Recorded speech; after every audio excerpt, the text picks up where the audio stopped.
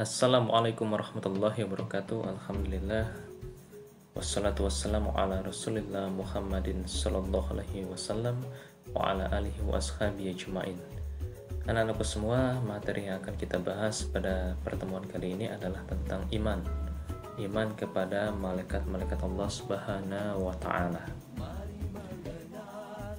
Nah, kalian pasti pernah mendengar suatu cerita bahwa iblis sebelum dia berbuat maksiat, sebelum dia ingkar, sombong, tidak mau sujud kepada Nabiullah Adam alaihissalam, kalian pasti pernah mendengar cerita bahwa iblis itu dulunya malaikat.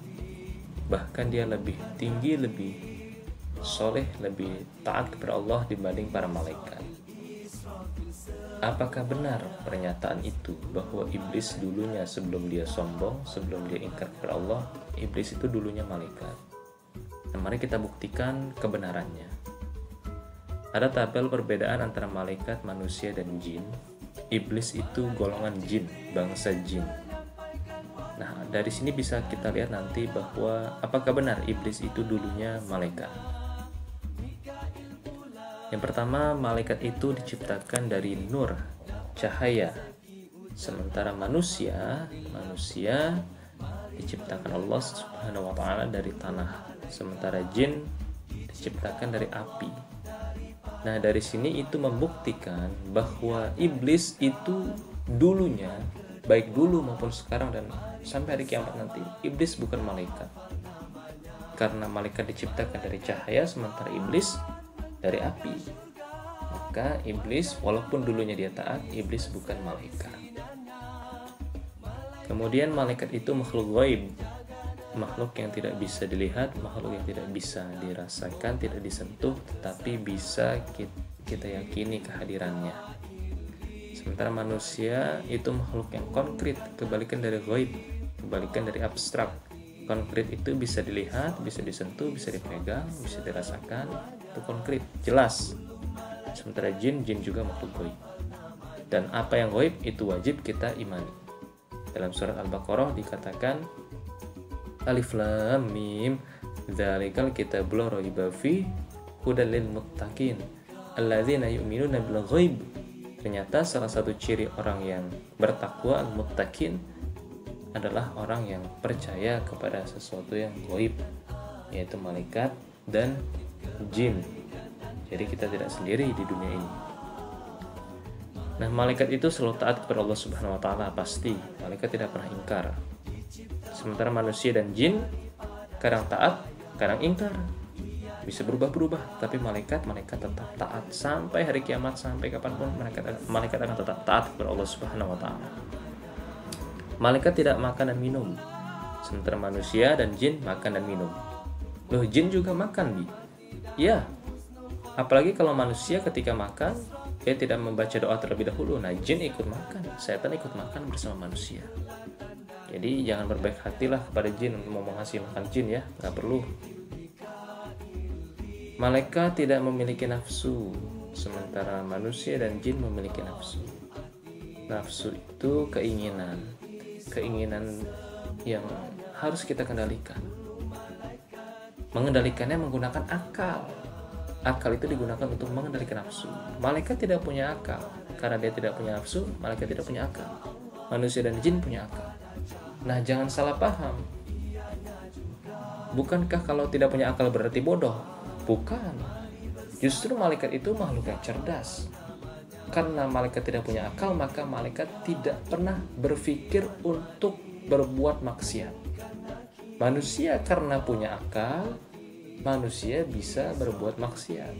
Tetapi kalau akal itu tidak dia gunakan, artinya manusia yang berbuat maksiat itu adalah manusia yang bodoh, karena dia tidak mau menggunakan akalnya. Malaikat tidak punya akal, karena dia tidak punya nafsu. Karena akal itu untuk mengendalikan nafsu, malaikat tidak perlu akal dong. Karena nafsunya dia tidak punya.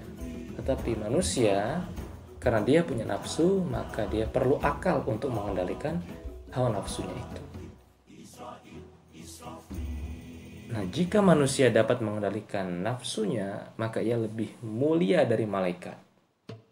Karena tadi malaikat kan tidak punya akal, tidak punya nafsu, maka ia diciptakan hanya untuk taat kepada Allah Subhanahu wa taala. Memang itu ciptaan, tujuan penciptaan malaikat untuk taat. Tetapi manusia diberikan akal. Kalau manusia bisa mengendalikan nafsunya menggunakan akal, maka manusia lebih mulia dari malaikat. Karena manusia ada usaha di situ. Usaha untuk mengendalikan nafsunya. Sesuatu yang dilakukan dengan usaha, sesuatu yang dicapai dengan usaha, tentu itu lebih bernilai bagi siapapun, bukan hanya bagi Allah Subhanahu wa taala. Bagi kita pun iya. Tetapi sebaliknya, kalau manusia tidak bisa mengendalikan nafsunya, artinya manusia tidak menggunakan akalnya, berarti dia lebih hina dari binatang. Karena binatang punya nafsu, punya insting, tetapi tidak punya akal. Karena binatang tidak berpikir. Nah, manusia punya akal. Kalau tidak dipakai untuk mengendalikan nafsunya, berarti manusia lebih hina dari binatang.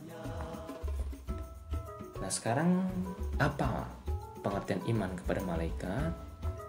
Iman kita sudah pelajari di semester yang lalu bahwa iman itu adalah mempercayai dengan hati, mengucapkan dengan lisan, dan mengamalkan dengan perbuatan. Nah, singkatnya iman itu percaya, yakin itu iman namanya. Iman kepada malaikat berarti percaya dan meyakini dengan sepenuh hati bahwa malaikat itu, makhluk gaib itu benar ada. Kita tidak sendiri di dunia ini ya.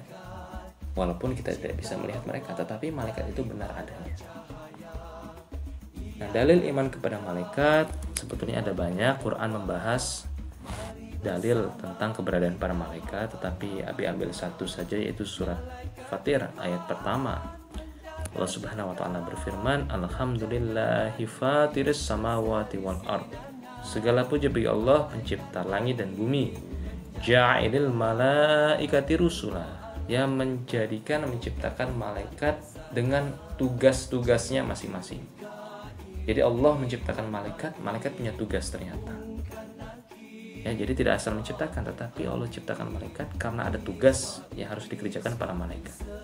Uli ajnihatim mathna wa thulatha wa ruba. Malaikat punya sayap. Berapa sayapnya? Mathna 2, wa thulatha dan 3, wa ruba 4. Jadi ada yang 2, ada yang 3, ada yang 4. Malaikat Jibril itu sayapnya, kata Nabi, kalau Jibril membentangkan sayapnya itu dari ujung barat sampai ujung timur itu ketutup semua oleh sayap malaikat Jibril. Saking besarnya Jibril ya.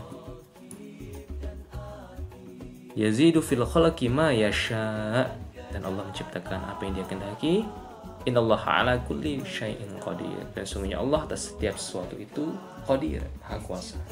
Jadi Allah menciptakan sesuatu itu suka-sukanya Allah sebetulnya. Kita manusia tidak perlu mempertanyakan mengapa Allah ciptakan malaikat, mengapa Allah ciptakan jin, mengapa Allah ciptakan manusia. Tidak perlu kita tanyakan. Suka-suka Allah Subhanahu wa taala ya. Ini tadi ya, Allah maha kuasa atas segala sesuatu. Allah menambahkan pada ciptaannya apa yang dikehendaki. Jadi ya suka-suka Allah, kehendak Allah. Tadi karena sudah dikatakan dalam dalil ini bahwa malaikat itu punya tugas. Malaikat itu ada banyak, ada ribuan ya, ada banyak sekali. Tetapi yang wajib kita percaya ada 10. Ada malaikat Jibril, tugasnya menyampaikan wahyu, artinya malaikat Jibril ini sudah pensiun, sudah selesai tugasnya. Karena wahyu sudah selesai ketika Nabi Muhammad SAW wafat. Kemudian ada malaikat Mikail yang kedua. Malaikat Mikail tugasnya menurunkan rahmat. Jadi malaikat Mikail itu tugasnya bukan hanya menurunkan hujan, tetapi rahmat, kasih sayang Allah. Ya, kasih sayang Allah itu banyak, bukan hanya hujan. Rezeki juga kasih sayang dari Allah kan. Kemudian hujan kasih sayang dari Allah. Kemudian waktu luang yang kita miliki kasih sayang dari Allah Subhanahu wa taala. Kalau panas kita butuh hujan, kalau hujan kita butuh panas toh. Nah, panas juga berarti kasih sayang dari Allah Subhanahu wa taala. Apa yang manusia butuhkan itu berarti kasih sayang dari Allah Subhanahu wa taala. Kemudian yang ketiga ada malaikat Israfil. Israfil belum bertugas, belum bekerja, karena bekerjanya nanti ketika hari kiamat. Tugasnya meniup sangkakala. Israel tiap hari kerja, tugasnya mencabut nyawa. Kemudian ada malaikat Munkar dan Nakir, tugasnya menanyai manusia di alam kuburnya. Malaikat Raqib dan Atid tugasnya mencatat amal manusia. Raqib mencatat amal baik, Atid mencatat amal buruk. Kemudian malaikat Malik, malaikat Ridwan tugasnya menjaga neraka. Malaikat Malik menjaga neraka, malaikat Ridwan menjaga surga. Ya, silakan dihafalkan nama-nama malaikat dan tugasnya ini, dihafalkan, direkam suara, direkam video, dihafalkan, rekam video dan diupload di Classroom ya seperti biasa. Nah, yang terakhir, hikmah beriman kepada malaikat. Bagaimana ciri orang yang beriman kepada malaikat? Apa manfaat kita beriman kepada malaikat? Hikmah itu kan manfaat kebaikan. Orang yang beriman kepada malaikat pasti akan semakin menambah ketakwaannya kepada Allah Subhanahu wa taala. Takwa itu berhati-hati dalam menjalani hidup, berhati-hati agar tidak terkena dosa, agar tidak berbuat dosa. Satu, dia akan menambah ketakwaan kepada Allah Subhanahu wa taala. Kemudian yang kedua, ia akan semakin gemar berbuat baik, akan semakin semangat ibadah. Pokoknya segala sesuatu yang menghadirkan kebaikan ia akan semakin melakukannya. Kemudian tadi ia akan takut berbuat dosa dan akan berhati-hati dalam bertutur kata, akan berhati-hati dalam berbicara. Jarinya itu tidak asal ketik ketika membalas WA kawannya. Tidak ada orang beriman kepada malaikat Allah Subhanahu wa taala akan mengucapkan kata-kata yang tidak pantas. Mengapa begitu? Karena ia tahu ada malaikat di kiri dan kanannya yang siap mencatat segala yang ia lakukan di dunia, baik yang ia perbuat, yang ia katakan, yang ia pikirkan, itu akan dicatat oleh malaikat Allah Subhanahu wa taala. Ma yalfidhu min qaulin illa ladai raqibun atid.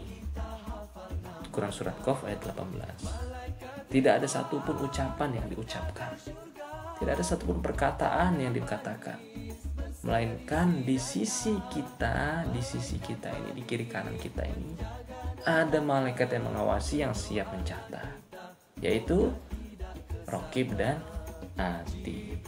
Demikian anak-anakku semua, materi iman kepada malaikat Allah Subhanahu wa taala.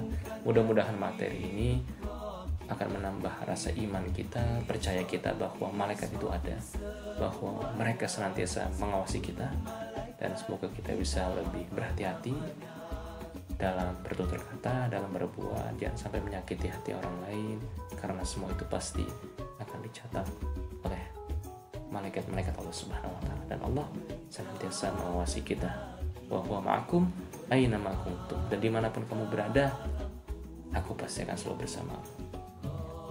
Mudah-mudahan ada manfaatnya. Wallahu ta'ala alam. Assalamualaikum warahmatullahi wabarakatuh. Jazakumullah khairan.